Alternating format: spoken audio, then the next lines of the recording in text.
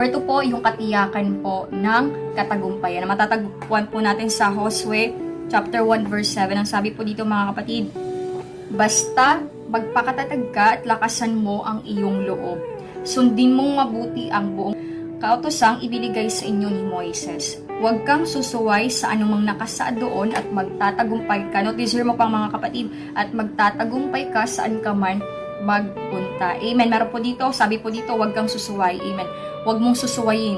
Amen. Yung utos ng Panginoon o yung nakasaad po doon sa aklat ng kautosan ng Panginoon at magtatagumpay ka saan ka man magpunta. Meron pong katiyakan po ng katagumpayan po sa pagsunod po sa Panginoon. Praise God. Puhihintan po natin ng Diyos. That's number 2. And number 3 po, yung pagsunod po sa Panginoon, ng katiyakan, yung katiyakan po ng pagpapala po ng Panginoon. Amen. Na matatagpuan niyo po sa Hosea chapter 1 verse 8. Ang sabi po dito mga kapatid, Amen.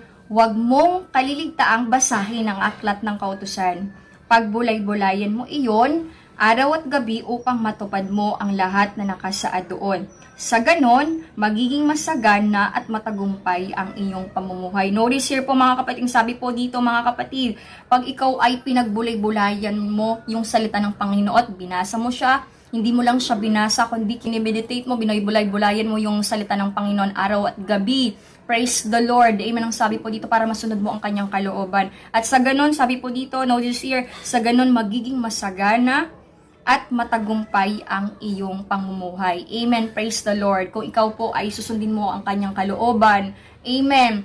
Iyon po ay may kasunod po. Amen. Kasunod mo, nakatiyakan po ng pagpapala. Amen po ba mga kapatid? Amen. Magiging masagana at magiging matagumpay ang iyong pamumuhay. Praise. Deuteronomy 28 verse 1 to 2. Ang sabi po dito, kung susundin lamang ninyo si Yahweh ng iyong Diyos at tutuparin ang kanyang mga utos, gagawin niya kayong pinakadakila sa lahat ng mga bansa.